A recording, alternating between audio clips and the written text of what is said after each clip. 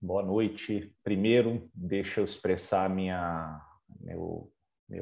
até a minha alegria de estar aqui com dois amigos, né? O Jonathan já conversei já há alguns dias, e o grande professor Daniel, que é um grande amigo meu já há algum tempo, que eu também já pude gravar alguns podcasts, entrevistas e por assim vai.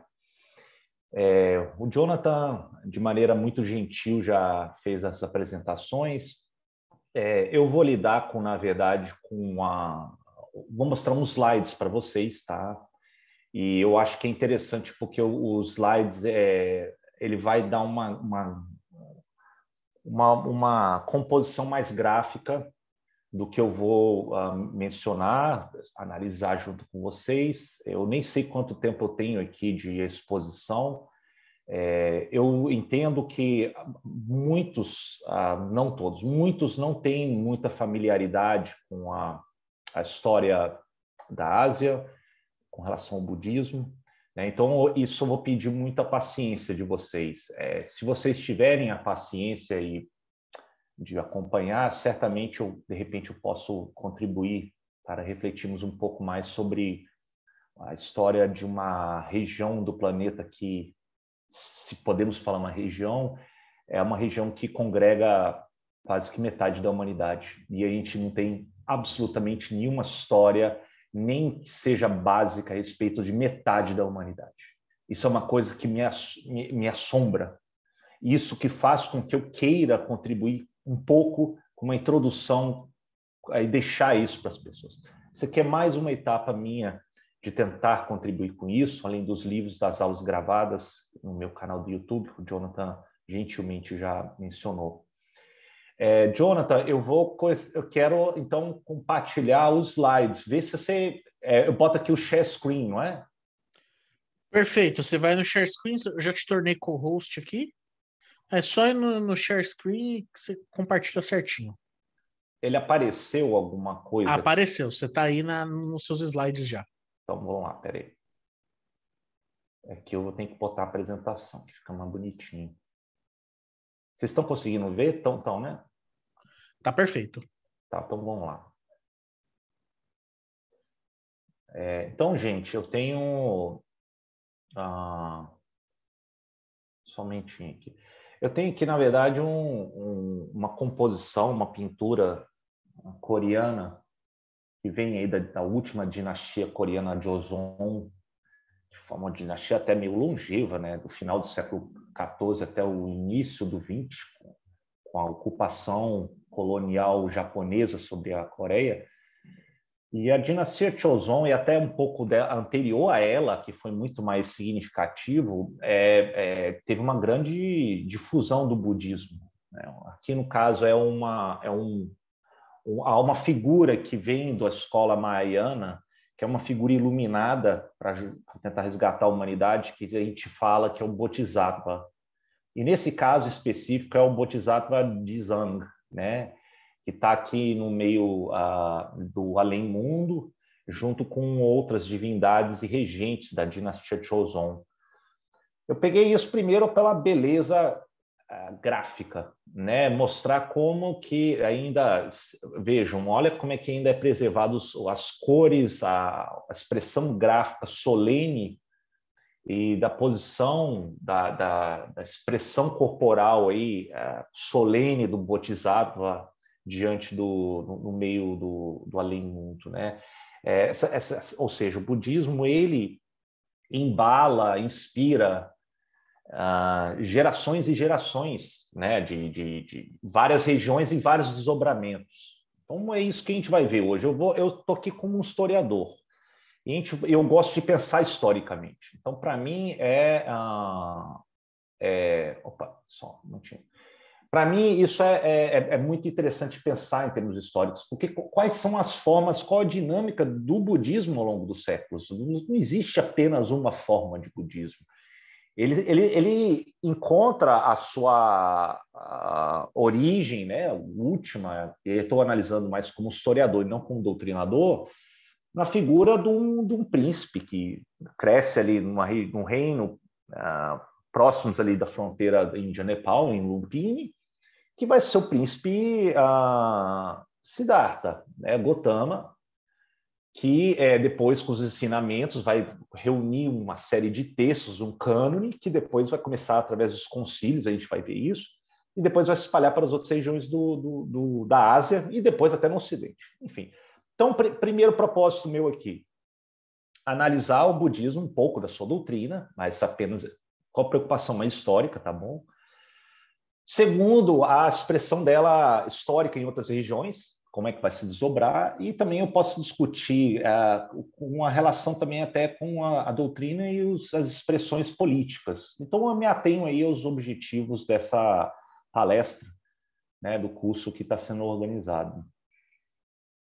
Deixa eu só passar aqui. Opa! Como é que eu mudo o slide aqui? Ah, não, já aprendi. Então, a gente tem aqui Vocês estão vendo o slide ou agora mudou para o Word? Não, aqui ainda está no modo apresentação, a vida de Gautama. Isso aí, beleza. Só para... Tá. Então, a gente tem aqui, primeiro, a vida do próprio Gautama. Né? É uma história que começa aos 35 anos de idade, ele acorda de uma espécie de sono da sua ilusão, a Maya, né? Que mergulha todos os seres sencientes num ciclo sem fim de ignorância e sofrimento, que ele acha que existe uma saída, esse ciclo que ele chama samsara. Né? E aí, quando ele atinge um esclarecimento, ele narra-se o cânone, ele vai contra a correnteza e comunica sua libertação a outros seres para fugir do sofrimento. Isso, ou seja, ele tenta ensinar a doutrina, o Dharma. Né? E por 45 anos ele vai cruzar a Índia Norte a pé, né? Tanto é que os primeiros símbolos, expressões artísticas do Buda ou a roda da Dharma, ou dos seus ensinamentos, ou mesmo até as suas pegadas. Então, é uma religião muito itinerante. Né? Então ela vai, depois, através dos monges, estudantes, sábios, eles começam a ir para as outras regiões, tá? Muito além do norte da Índia. Né? E aí o Gautama, os ensinamentos dele, pela iluminação que ele atinge, vai ser transmitida através de várias linhagens, né? de sábios, de estudantes por muitos países. E na época da morte do Buda, se dá mais ou menos 483 a.C., o Dharma, né? O conjunto de ensinamentos dele já estava estabelecido. Né? Tem muitos seguidores, já tem algumas organizações monásticas, né? Incluindo muitos seguidores que são chamados arhats, né? Que eram chamados dignos, né? E eles depois vão construir vários outros mosteiros, escolas de cidades como Rajagiriha, Shravasti, Vaishali, né? Por assim vai. Deixa eu voltar aqui. Tá. Aqui a gente tem a figura um dos dois seguidores dele, o Pali, que era o barbeiro, e Ananda, né, o secretário guardião. E na verdade, primeiro que assume aí podemos dizer, o manto aí de Buda, né, que a tradição diz, vai ser um discípulo chamado Mahakashyapa, que ele tinha o dever de estabelecer uma versão mais autorizada dos ensinamentos do príncipe Gautama, depois que ele morre, né, a parinirvana que se fala. E o Mahakashyapa, ele convoca uma assembleia de 500 arahats, os dignos, e nessa assembleia, né, diz a tradição, Ananda, que foi um assistente pessoal do Buda, ele recita todos os discursos do mestre, são chamadas sutras, e nomeia o local onde cada um os ensinamentos foi dado, descrevendo circunstâncias. Então, a gente está começando a pegar um embrião do cânone budista. Né? Outro seguidor vai ser o Pali, que também busca as regras e os procedimentos para conduzir a vida monástica. Então, a gente está saindo dos ensinamentos embrionários para ganhar força de uma organização monástica ainda. Né? Ainda é um grupo seleto de arhats e depois de estudantes de monges. Né? Então, aí você já está começando a ter um desdobramento coletivo de organização, e depois vai ter desdobramento um pouco mais, indo além dessas pequenas vidas monásticas, que vai ter repercussão política, né? Então, vamos lá. O Mahashyapa, por exemplo, ele recita uma série de termos que dão elementos para os ensinamentos dos sutras, né, que é chamado, ele recita o Matrika, e esses 3 citações que ele faz, depois compondo e revisado pela assembleia desses notáveis, eles se tornam a base de 3 livros grandes que vão ser reunidos em um só. Esses 3 são a cesta do discurso, que é chamada Sutra Pitaka, a Vinaya Pitaka, que trata da disciplina, e a Abhidharma Pitaka, que é dos ensinamentos especiais. Esses 3 formam o Tripitaka, ou Tipitaka, que é um cânone do budismo, né? É o núcleo das escrituras budistas, por assim dizer. E quando é realizada essa assembleia em Rajakriha, inclusive conta já com um certo patrocínio do imperador Magadha, né, o Ajatashatru, que é considerado então uma espécie de primeiro conselho do budismo, né? Isso ainda antes de Cristo, tá? Nos séculos depois da morte de Buda, o Dharma vai se espalhar pela Índia, né? Vai se tornar ganhar uma popularidade, vai se dar muito em torno dos mestres, né? Os arhats, mosteiros que vão abrigar as comunidades budistas. Esses monges também viajam entre os mosteiros e eles vão começando a realizar uma rede, né, intercalada. Vou botar aqui. Aqui tem já o segundo concílio, o concílio em Vaishali, quase que 100 anos depois de Gautama, né, que aí já nesse período o Dharma já tinha se espalhado por várias partes da Índia e regiões, principalmente propagando a disciplina Vinaya, né, as regras de conduta dos seus seguidores, que depois vai ter uma grande discussão. O que seria Vinaya, né? Até onde poderia incluir o exemplo de conduta dos monges e aqueles que não eram monges e chegar na população em geral, né? Então, 100 anos depois do primeiro concílio, já nesse segundo, já teve discrepâncias, né, em Vaishali, né, esse segundo concílio. Alguns arhats, eles começaram a censurar a conduta de outros monges que estavam aceitando valores, doações de ouro, de prata e por assim vai, né? E aí eles falaram que tinha que retificar isso, né? E aí já começou a ter uma desunião sobre o que poderia ser aceito do mundo mundano ou não, quem seria a autoridade da interpretação e por assim vai.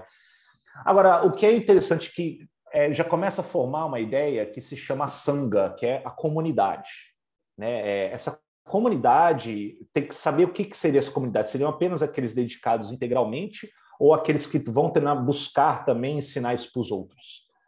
Surgem aí já divergências que vão depois resultar em escolas, né? Uma delas, que vai ter hoje muita presença no Sudeste Asiático, vai ser o Thaviravada, que depois vai ser o Theravada que a gente fala, que vai se manter os escritos mais antigos, tradicionais dos ensinamentos do Gautama e seus comentários, né, em torno dos arhats, e por assim vai, e aquilo que foi expresso no Tripitaka, que é considerado o cânone. Outra escola vai ser o que vai afirmar uma maior abertura para a comunidade fora dos arhats, que vai ser uma chamada escola Mahasangika. E ali você tem uma discussão sobre como chegar para a comunidade de leigos, né? Então, isso aí vai ser o que vai prefigurar lá na frente o Mahyanismo. Então, a gente tem 2 escolas já aí, falando para vocês, que é muito presente no mundo budista hoje, o Theravada e o Mahyanismo. E aí eu vou para o terceiro conselho, só um momentinho, que vai se dar em Pataliputra. Pataliputra, na verdade, vai ser a grande capital da dinastia dos Mauryas na Índia, né? E aqui você tem aí a figura que é considerado já um exemplo do arquétipo do soberano budista universal, que vai ser o Ashoka, que vai ter um grande peso na divulgação, apoio dos espalhamentos dos ensinamentos budistas na Índia e além. né? Agora, também existe uma outra escola que aparece, né, que vai começar a questionar as doutrinas e também o que foi acordado nas duas outras escolas, né? Então, ou seja, o que eu quero dar a ideia para vocês é o seguinte: já nos primeiros séculos já começam a aparecer várias escolas e vertentes do budismo, né? Assim como outras religiões, o budismo também tem aí as suas várias tradições. Aquela tradição que é o Thaviravadin, que em Pali a gente conhece como Theravada, mas hoje em dia ela espalha muito a partir do que ela desce ali para a ilha do Sri Lanka, a Ceilão, né? E depois vai para as terras birmanesas, vai para Tailândia, Camboja e por assim vai. Inclusive chega na ilha de Java, né, algumas partes do budismo ali. E acontece um terceiro concílio, na época de Ashoka, né? Aqui o Ashoka reina de 276 a 232 a.C. E o Ashoka vai ser considerado, ele promove os ensinamentos do Thaviravadin, ou da escola Theravada, né? E ele acha que essa sim é a interpretação mais correta, né? E alguns não concordam, então alguns vão migrar mais para o oeste, estabelecem outro bastião budista que não concorda com esse endosso dos Theravadas, estabelecem na região de Mathura, por exemplo. E a partir dali depois eles vão mais para o noroeste, esses que discordam Theravada, vão para Caxemira, Ásia Central e por assim vai. E alguns estabelecem, inclusive, no Planalto tibetano. Tem, inclusive, essa escola Savasti de Vadim, que é uma outra escola que vai começar a ganhar outros contornos no Planalto tibetano. Deixa eu só voltar aqui. Então, Ashoka foi o terceiro imperador da dinastia Maurya, né, o Império Maurya, né? Ele dominou quase que todo o subcontinente indiano, exceto regiões muito ao sul ali. A sua visão endosso do Dharma, dos Theravadas, vai servir como um grande espalhamento dos ensinamentos budistas, né? Vai ser uma grande quebra de disseminação dos ensinamentos budistas, né? Ele vai promulgar os ensinamentos, ele vai apoiar o estabelecimento de escolas, mosteiros. Inclusive, ele envia missões budistas que acabam convertendo soberanos do que sobrou das campanhas de Alexandre o Grande na região de Bactria, no noroeste indiano. Então, olha que interessante, né? Os bactrianos, são aqueles que descendem dos avanços macedônicos, que chega ali no noroeste indiano, chega a um ponto que um dos regentes bactrianos se converte ao budismo, que vai ser o Menandro, né? Ou Milinda, que como é referenciado no cânone Theravada. E ali, inclusive na época dos bactrianos, eles trazem a arte helênica, né, os conceitos da arte helênica, estabelecem escolas, como em Gandhara, e promovem o que a gente hoje conhece muito das estátuas, das esculturas budistas, as vestimentas, né, como aparece a toga, que remete à cultura helênica, que se junta e forma a arte budista, que vai para outras regiões. É muito interessante essa dinâmica, né? Como é que elas se encontram, inclusive faz com que um soberano fique muito, muito conhecido, depois o Menandro, que é um descendente macedônico, toda a arte, tradição helênica, e se funde com a arte de Gandhara, né, budista. Então é muito interessante. Só para vocês terem uma ideia, tem um bodhisattva chamado Manjushri, que é muito conhecido na China, no leste asiático. Ele é um guardião, essa figura, esse bodhisattva, né? E ele aparece como muito musculoso. Eu já vi templos no Japão que ele aparece na porta, assim, como guardião, né? O bodhisattva guardião. E aí, pelos estudos que eles fizeram através do tempo, as primeiras referências que eles pegaram do Manjushri remete a Hércules, né? que é também uma figura muito forte de combate, de proteção, que está no universo helênico. Olha que interessante, eu acho muito interessante isso, né? Bom, depois com a queda dos Mauryas, há uma fragmentação política grande e haverá um espalhamento do budismo, inclusive para regiões um pouco mais na ilha central da dinastia Satavahana, inclusive ali nas regiões das cavernas de Ajunta, Ellora, né, na região de Maharashtra, na Índia, é desse período, Satavahanas. É impressionante essas cavernas, os mosteiros, que tem templos budistas, tem templos jainistas, tem templos hindus, um do lado do outro, né? É impressionante como é que a Índia ela tem uma história de várias, a multiplicidade de culturas, de religiões que convivem muito tempo. Isso é mais regra do que exceção ao longo da história indiana.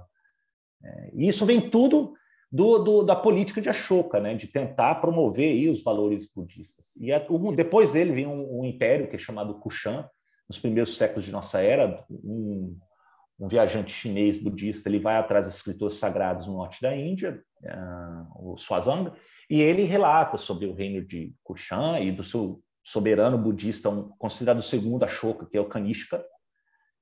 Então aí ganha uma outra vida. E também ali no norte da Índia, noroeste da Índia, muito centrados na região de Gandhara, né? Hoje uma parte do Afeganistão, Paquistão e também na Ásia Central isso vai ter um processo. Eu tenho até a figura um pouco aqui do Kanishka, só idealizada aqui à esquerda, né?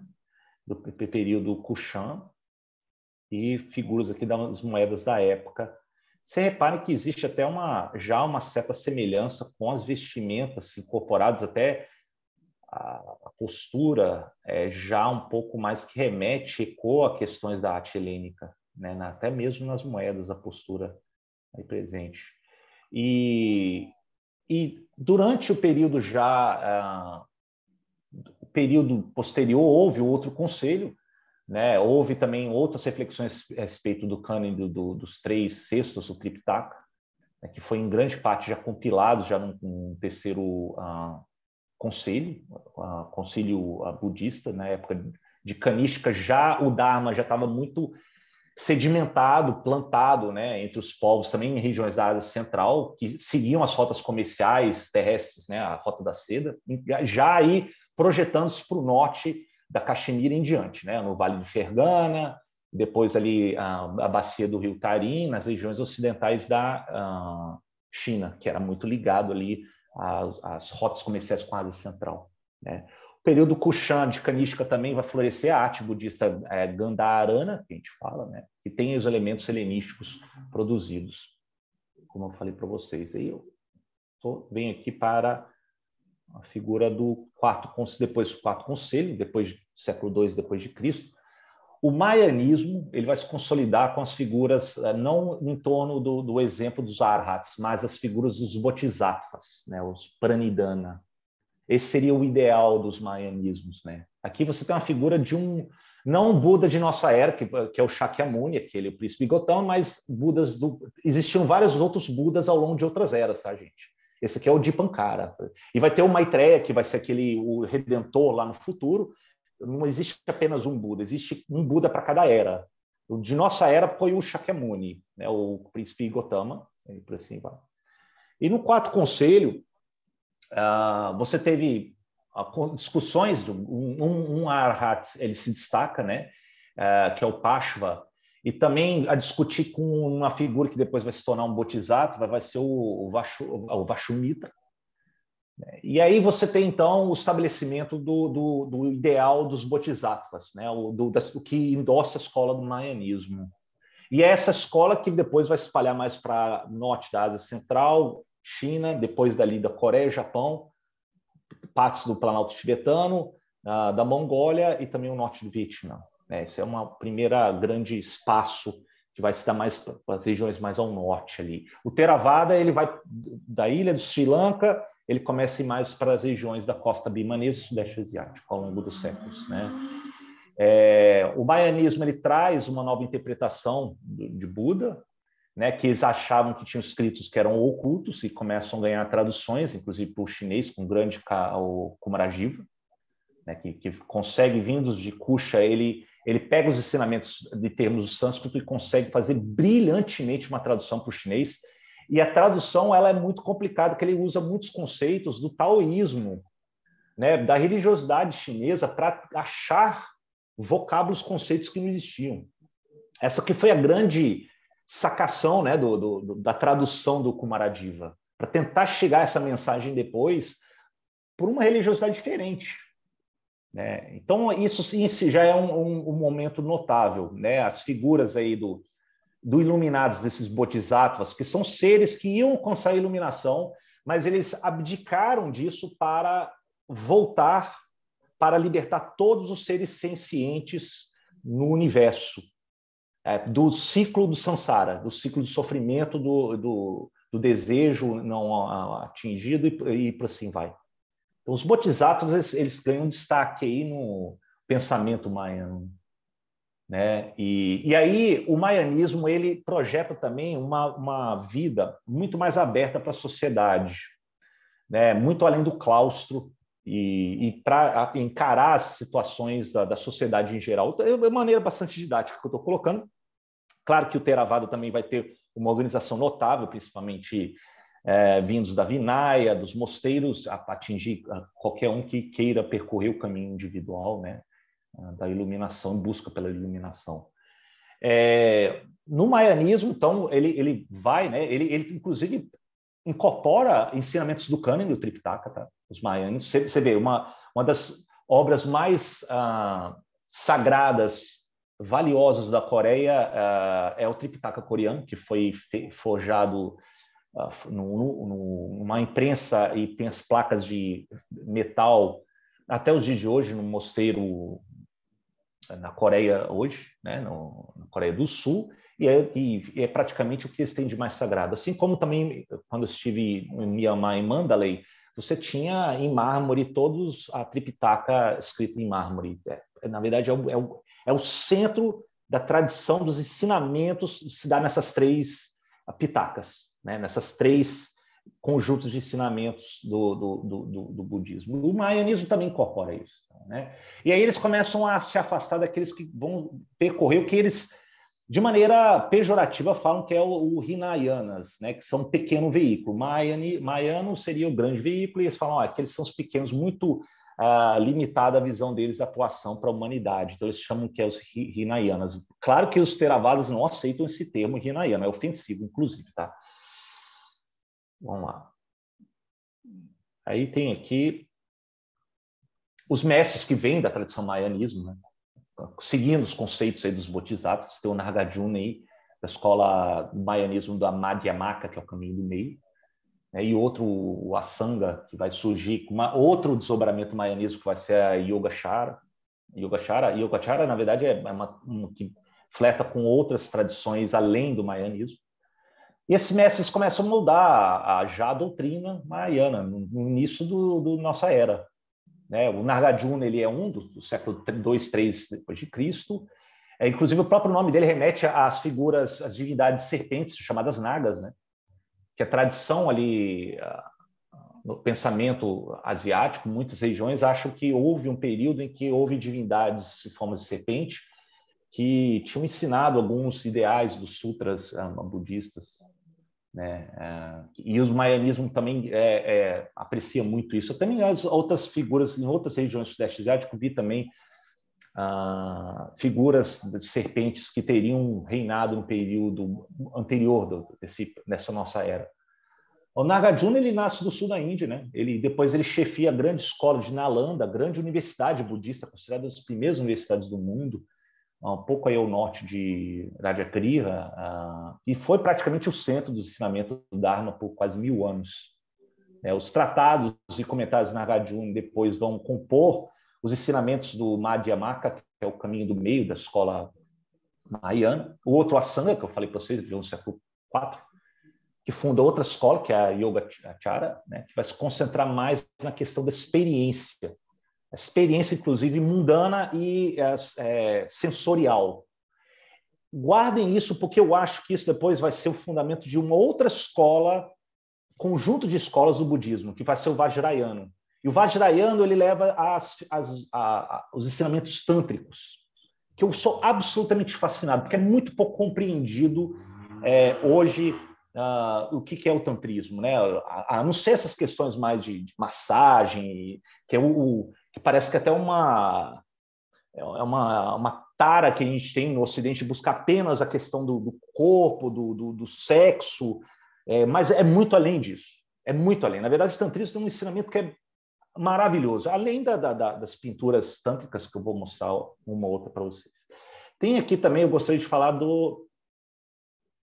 Olha que linda manuscrito que foi produzido da dinastia Pala, que na verdade vai ser uma das últimas dinastias budistas no território indiano, no Nordeste indiano. Isso vem...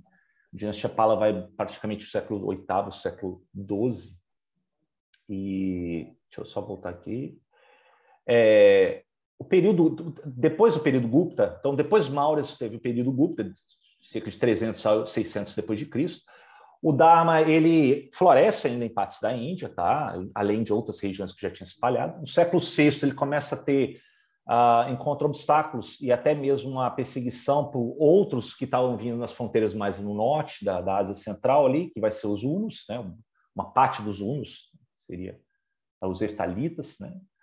E o Dharma ele começa a pulverizar em outras regiões.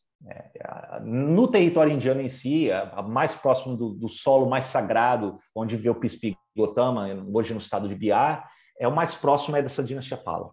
Essa dinastia Pala, ela produz uma escola de artistas que muitos depois vão para o Nepal e muitos depois vão para o alto tibetano, mais ao norte, e trazem com ela a tradição da arte budista, da arquitetura budista. É uma coisa lindíssima, gente. É uma coisa linda. Né? Se vocês forem hoje em Katmandu, você vê a arte dos Newaris, aqueles templos, aquelas construções de madeira dos Newaris, para mim, é o suprassumo de uma arte que ecoa as suas origens da dinastia Pala. São artesãos que se dedicam a expressar os conceitos do budismo, nas suas várias formas, inclusive da sua forma vajrayana, que eu vou falar depois. Os Palas, eles patrocinam os mosteiros, constroem centros de estudos, como o Dantapuri, perto do Ganges, né? Alguns quilômetros a leste na Nalanda. O Theravada, ele, em boa parte, já começa a rarear no território indiano no século VII, mas ele vai muito ali, estabelece na Sri Lanka, né?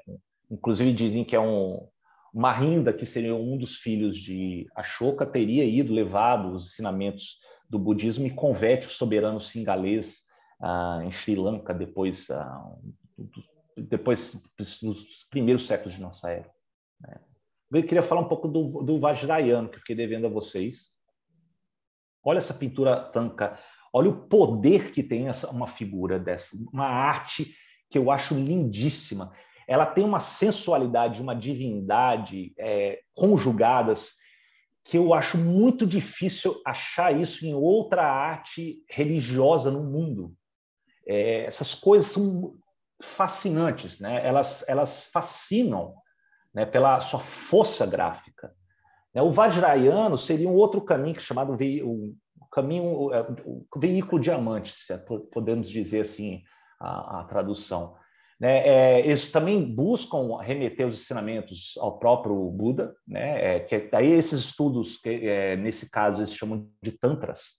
E os Vajrayanos, eles consideram as outras escolas Mahayana e Theravada como estágios anteriores para atingir o nível tântrico.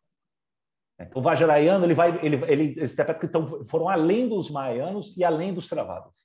Eles acham o seguinte, que toda a experiência mundana, sensorial, é uma manifestação sagrada de uma mente desperta. Ou seja, é o princípio dos ensinamentos de Buda. Então, se existe aí na nossa visão ocidental, que gosta de olhar apenas a questão da sensualidade, né, dos ensinamentos lá do Kama Sutra, que é uma pequena parte do conjunto de estudos sobre a questão da felicidade, da ética e por assim vai, isso inclui também a manifestação sexual. Então, ele não é negado, ele é incorporado no Vajrayanismo. Né? Então, você percebe, existe, por exemplo, manifestações hoje que tem uma tradição vajrayana no Japão hoje, que tem festivais que eles celebram, por exemplo, os símbolos fálicos. Assim como também no Tibete, você vê, tem símbolos fálicos, porque é o princípio o princípio sensual, o princípio corpóreo do divino. Do sagrado. Então, ele não é negado, ele é uma manifestação até posterior às outras escolas budistas. Né? E aí, claro, eles vão começar a ter uma outra interpretação, inclusive a arte que eles fazem, essas belíssimas artes que eles fazem, as tankas, eles têm também representações lindíssimas da habitação do mundo da divindade, que eles buscam identificar com o mundo fenomênico como um todo, que eles chamam das mandalas, que é uma arte que é uma coisa singular, eu acho, que na arte da humanidade. né? O Vajrayana também ele busca o exemplo de um mestre tântrico, né, que é chamado Siddhas. Deixa eu botar aqui um outro, somente. Aqui tem já, na verdade, a expressão do espalhamento das rotas que vão vir depois dos primeiros séculos do budismo, muito além das terras indianas, né? Vejam vocês, no século XIII já teve uma perseguição grande contra budistas vindo por outros povos que já tinham se convertido ao Islã. Alguns deles conviveram perfeitamente com o budismo, alguns outros vieram do século XIII, já tiveram uma postura mais de perseguição, não somente questão do radicalismo, que a gente hoje vai tentar estender essa interpretação anacrônica daquele período, mas é muito mais também buscando aí angariar poder das propriedades, das escolas, mosteiros que tinham no norte da Índia. Então, alguns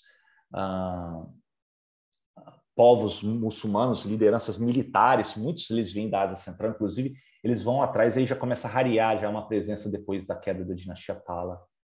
E aí praticamente se extingue uma grande comunidade budista nas terras indianas. O que vai pulveriza em outras regiões, né? Inclusive hoje no Nepal existem comunidades, Planalto Tibetano, regiões da Ásia Central, além também dos mares do sul, do sudeste asiático, que começa a ganhar as suas cores no norte mais do Mahayana e a parte vajrayana, e também o sul, o sudeste mais ali do Theravada, né?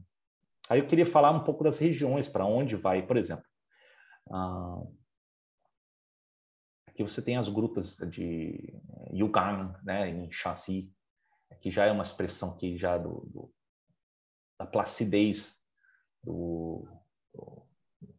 da iluminação, e também, se não retrata o próprio Buda, retrata-se os bodhisattvas, né? Então, não somente é o Buda, como também seus outros personagens iluminados aí que buscam resgatar a humanidade do samsara. Somente aqui. E, na verdade, o Mahaianismo budista entra pela Ásia Central, como falei, muito pela atuação do monge, que é o Kumaradiva, que vive de 344 a 413, né? Ele consegue traduzir, depois forma uma escola que é chamada a Escola Madhyamaka, em chinês é San Yun, né? Os 3 tratados. Outro grande tradutor vai ser o Paramartha, também, que vai traduzir, ensinar e vai depois desenvolver outras escolas. Inclusive, o Paramartha vai depois trazer elementos do Vajrayana, o elemento das experiências sensoriais também. E também entra como uma escola própria, a Faxian, do budismo chinês. A idade de ouro do Buda, do budismo do Dharma, na China vai ser no período Tang, né? Acho que de 600, século VII, VIII.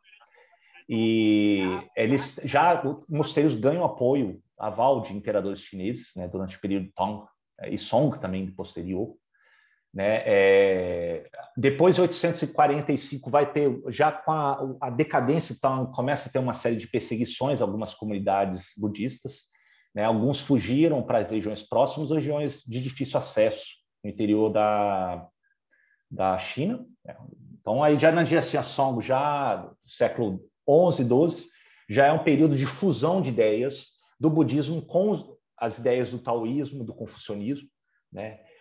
Por exemplo, já na dinastia Ming, a partir do século XIV em diante, você já começa a surgir escolas mahaianas chinesas próprias, como, por exemplo, Terra Pura e a Chan. A Chan é interessante que é ela que depois vai alimentar as escolas que hoje a gente conhece como Zen, que vai...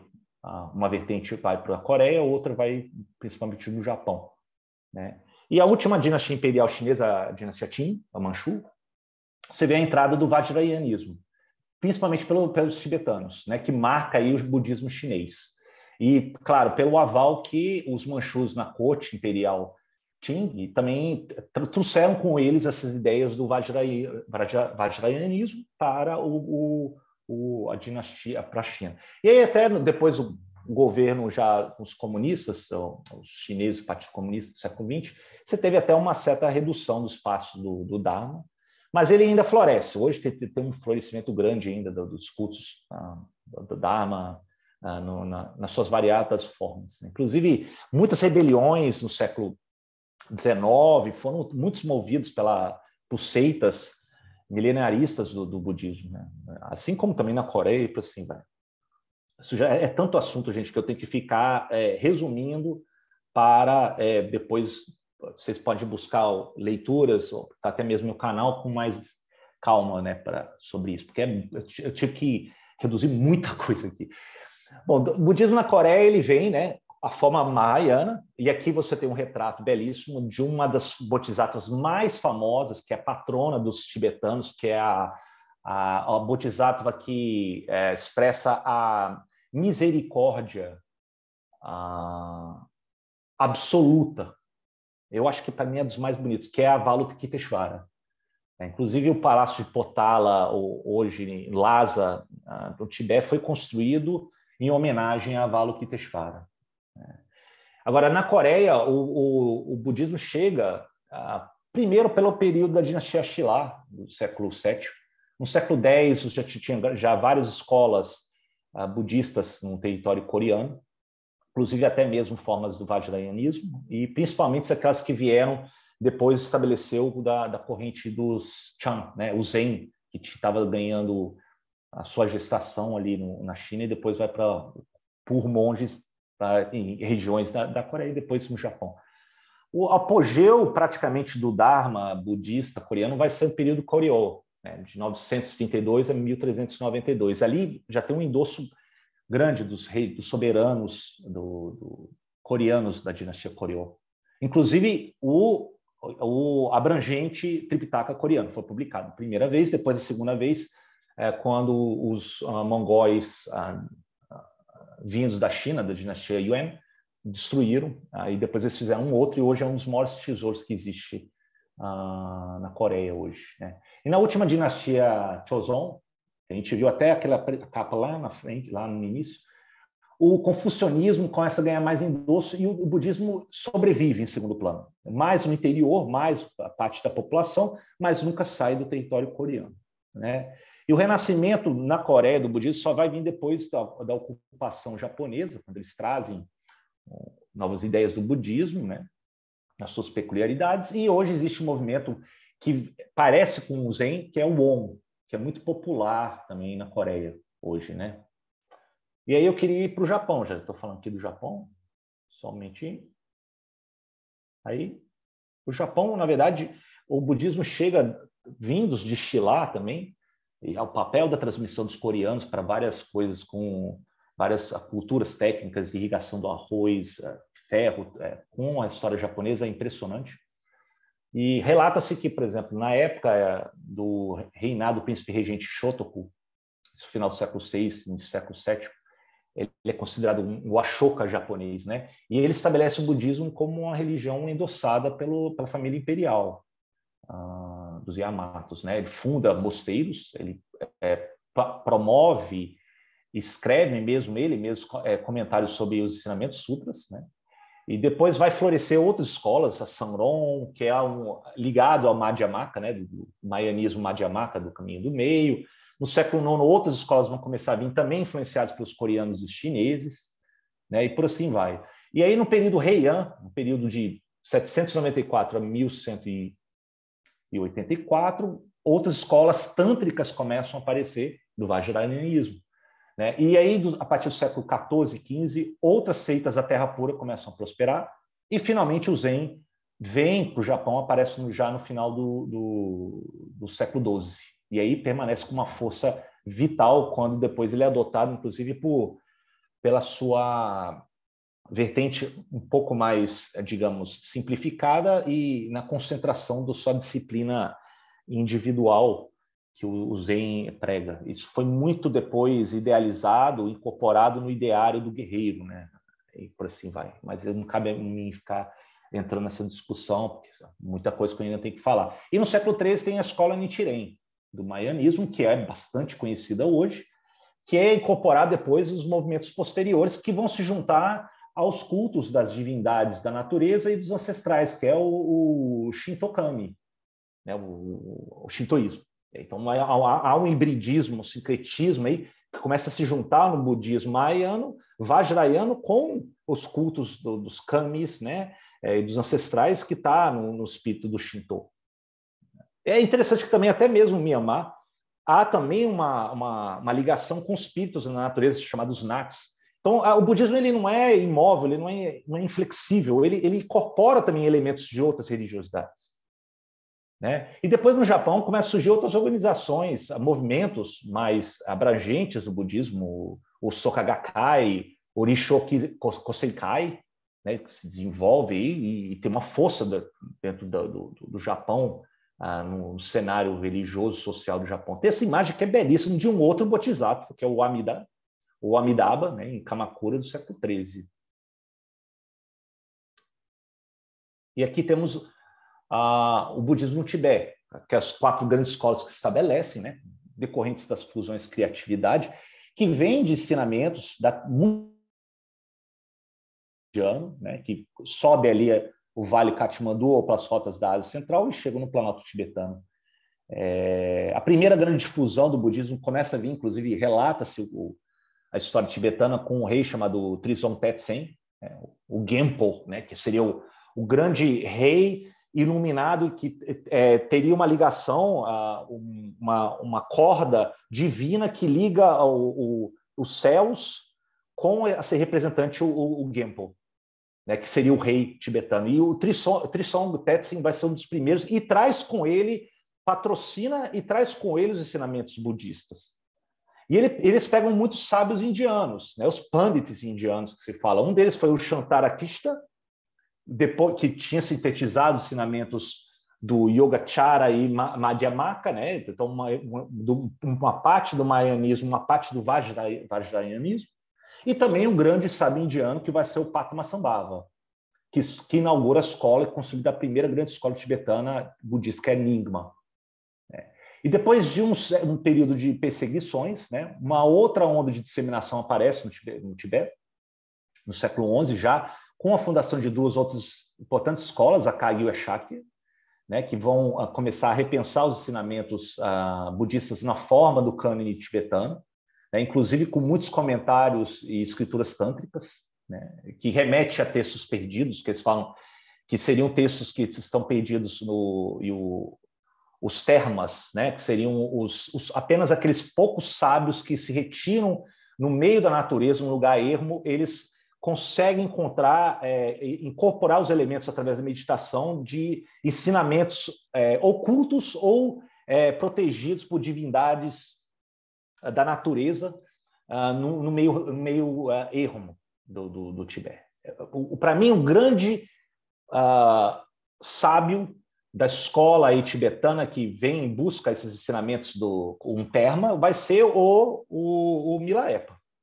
Eu acho que é um dos maiores, belíssimos escritos de Milarepa.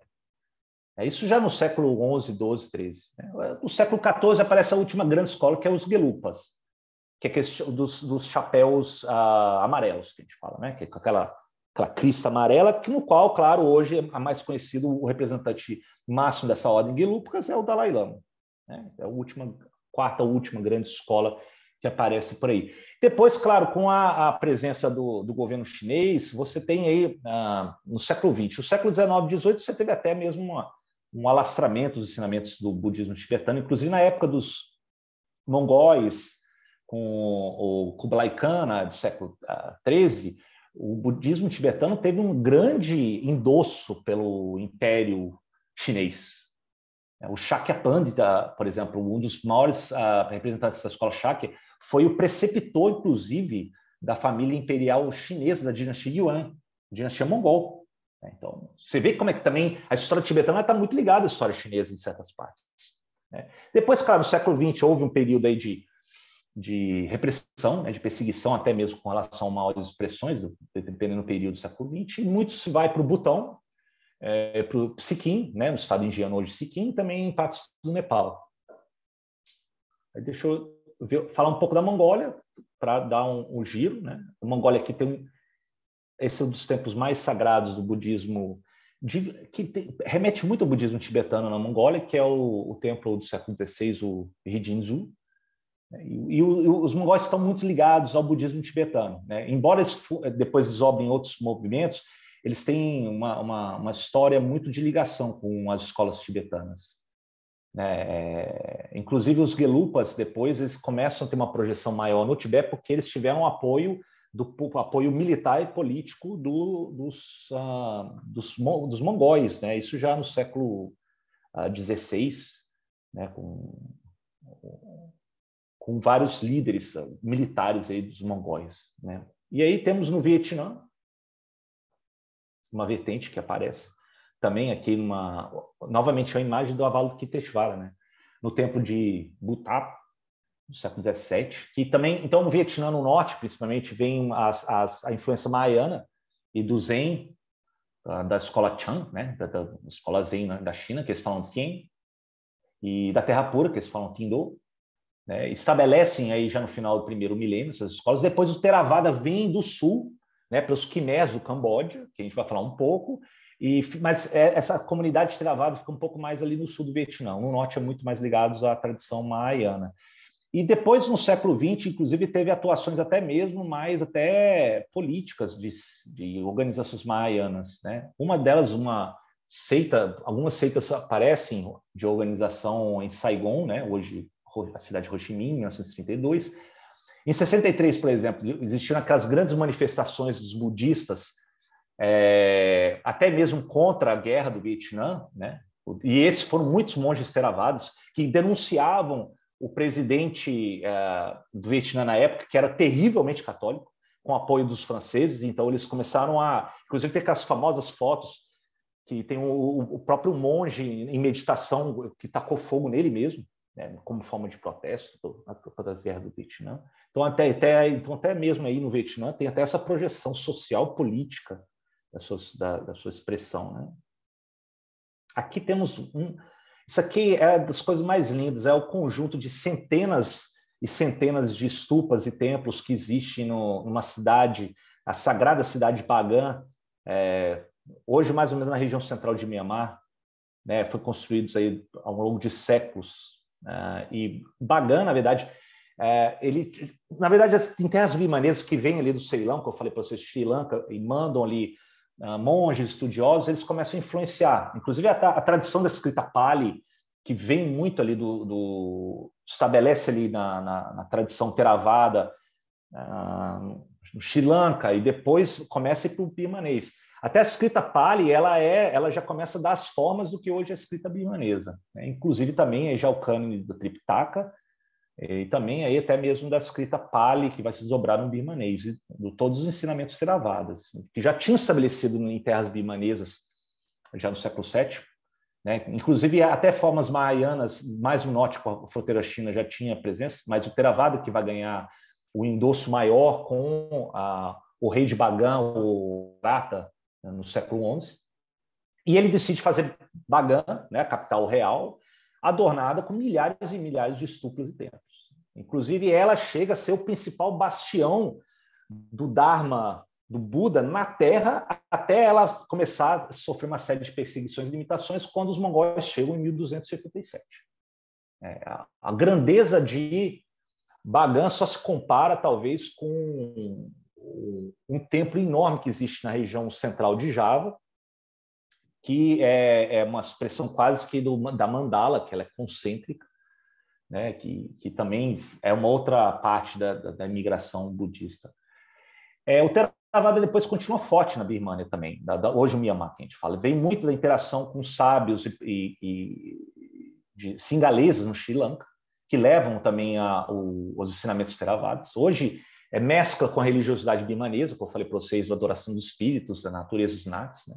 E hoje você tem quase que mais de 85% dos birmaneses se consideram budistas, né? E é a religião oficial do país hoje. E aí, já estou quase chegando no final, gente. Aguenta aí.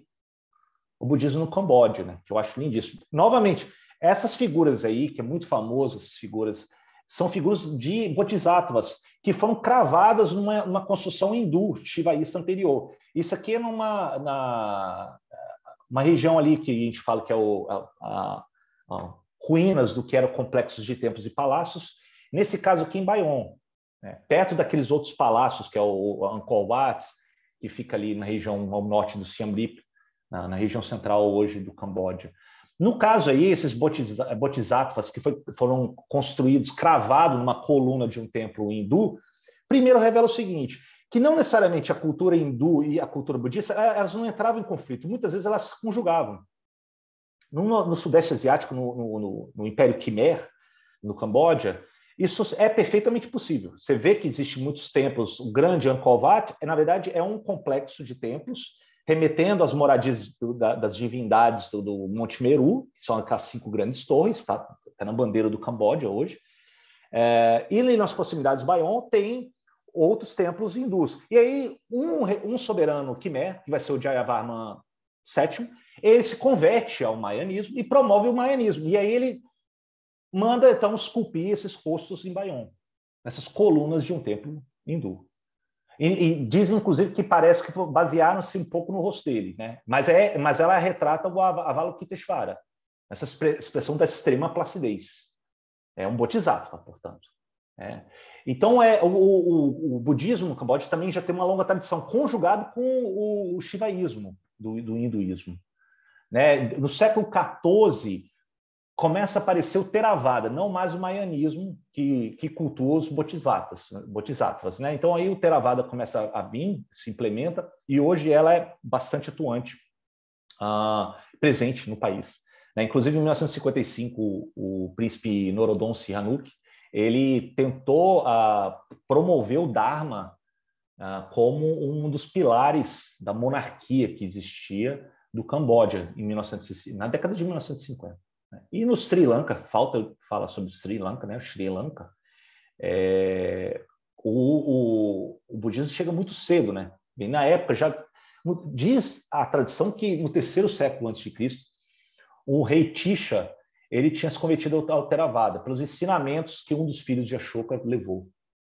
E tem um antigo mosteiro na ilha de Sri Lanka, chama Mahavihara, que ela é muito sagrada, porque dizem que um ramo da árvore da figueira, né, da Bodhi, sob a qual o Buda atingiu a iluminação, foi trazido da Índia para esse mosteiro de Mahavihara. E por 2 milênios, o Mahavihara tem quase que uma centralidade no budismo na ilha Sri Lanka, né? E também do que ela é cultuada em outras partes do Sudeste Asiático, nas terras birmanesas, na Tailândia, né? E ela é uma tradição muito forte do Theravada. Inclusive, ela é adotada muito hoje, até em partes, como uma promoção do Estado do Sri Lanka. O que até, inclusive, vai ter conflitos com outros povos que habitam Sri Lanka que vieram do sul da Índia, que são os Tamils. E os Tamils são hindus. Hoje tem conotações políticas, e agora tem ainda mais, porque do século XVI e XVII vieram os portugueses, os holandeses trouxeram o cristianismo. O catolicismo, por exemplo, é bastante forte em partes do sul da Índia e também na ilha de Sri Lanka. E agora, com as últimas décadas, estão vindo também muitos muçulmanos. Eu tive uma vez no Sri Lanka e eu fui para várias cidades e eu via também como que hoje isso é uma coisa muito problemática. Hoje você percebe, depois dos escritos de Ruhala, de um governo no século 1980, na década de 1980 no Sri Lanka, você teve uma promoção do governo do Sri Lanka em apenas apoiar o budismo. E isso começou a entrar em conflito com as ideias dos Tamils, que são hindus, e hoje você percebe uma problemática de eles lidarem com também os muçulmanos, que estão vindo mais recentes, comerciantes estão se estabelecendo na ilha de Sri Lanka. Né? Talvez sejam sinais dos tempos, né? Dessa intolerância que pode, às vezes, resultar em posteriores atentados mais violentos. Né? Enfim, mas o fato é que o Sri Lanka ele se torna praticamente um bastião do budismo Theravada no mundo. Eu fui na cidade sagrada de Kandy, no interior da ilha de Sri Lanka, e lá eu visitei um dos templos mais sagrados do budismo, que tive a felicidade de estar lá quando não tinha muitos turistas e muitos peregrinos estavam indo para lá, todos vestidos de branco, que é o templo do Sri Dalada Maligawa, que é ou seja, o templo do dente sagrado, que remete a algo também que foi trazido das terras indianas, que seria o dente do próprio Buda. E é uma sacralidade extrema que tem ele naquele templo. É impressionante como é que você tem levas e levas de peregrinos de várias partes, inclusive do Sudeste Asiático, vão para lá para ver onde está encerrado essa relíquia dentro desse templo, e por vezes tem um elefante sagrado que faz a procissão alguns dias por ano e leva essa relíquia aí pelas ruas ali ao redor do lago de Kandy. É uma coisa impressionante, como a força que o budismo tem na Sri Lanka. Tem várias outras grutas também que são muito famosas da Sri Lanka e por assim vai. Enfim. Aqui tem já a expressão da Tailândia, né, do budismo na Tailândia, que é um retrato do épico leitura do Ramayana para a ótica tailandesa, que seria o Ramakien. Né, que hoje, isso aqui, essas ilustrações lindas, elas são base depois até mesmo para o teatro tailandês, que é muito inspirado no teatro Khmer, antigamente, recontando os épicos hindus e budistas. Novamente, é um casamento aí do indo-budismo, né, promovidos, que estabeleceu nas terras, hoje, as terras tailandesas. Essas ilustrações estão dentro do grande palácio real em Bangkok hoje. Primeiro, a forma que chega do budismo vem dos Theravadas e também do Mahaianismo, né? Chega mais ou menos no século VI, VII, até o século XIII. Os Khmers, pelo hinduísmo inicial e depois pelo budismo, são a grande via de transmissão junto com os birmaneses. Então, você tem uma vertente leste, uma vertente oeste, que chega nas terras hoje consideradas da Tailândia. E há uma grande promoção no final, a partir do século III em diante, do budismo Theravada, que compõe a base da maior parte da população tailandesa, a não ser ali no sul, que tem muitos muçulmanos, já na fronteira com a Malásia. E os Khmers transmitem a cultura Theravada, né? Você percebe a arquitetura, por exemplo, mais antiga da época de Ayutthaya, Thonburi, do passado do reino de Siam, que se falava, o Siam, ela toda influenciada pela cultura Khmer. Tá? A cultura Khmer é uma grande inspiração para a cultura tailandesa, e hoje ela se estabelece, né, com uma escola budista, estabelece dentro do âmbito do Theravada, na Tailândia, o Dharma Yuth, que subscreve aos ensinamentos dos Vinayas, né, dentro da tradição Tripitaka, e tem um endosso da família real tailandesa.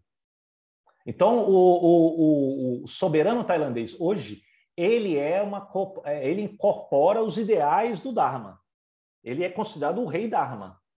Né? E aí hoje, até para o Vajiralongkorn, que hoje é o atual rei, que sucedeu depois a morte do Bhumibol, ele encarna, não, ele é a maior figura desse Estado, dessa monarquia, que aponta para o passado budista na Tailândia.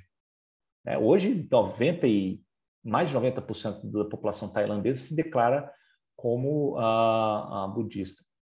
E aí eu gostaria de encerrar falando um pouco que vai além, né?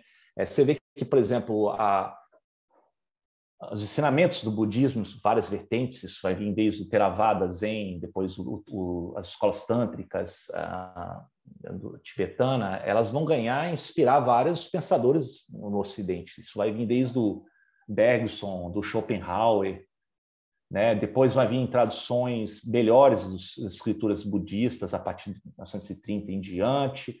A partir da década de 50, alguns mestres budistas estabelecem nos países ocidentais, começam então a ensinar mais uma tradição mais aprofundada das escolas budistas, né?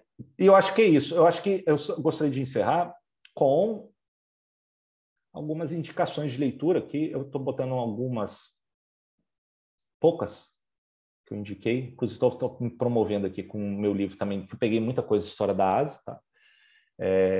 Tem esses 3 últimos livros aqui, esse é um clássico, do Edward Thomas, que depois foi republicado depois na História do Pensamento Budista, em inglês, History of Buddhist Thoughts, do Skilton, é muito bom, um livro conciso, bem didático, da história do budismo, e do Lopes, eu gosto muito desse do Lopes, também bastante didático. Os outros livros aqui me deram uma base mais histórica, né? Aqui você tem um pouco mais da doutrina, esses últimos 3, e os outros mais de regiões da Ásia, que, claro, tem também prefácio toda a história asiática, com o budismo, nas suas várias vertentes.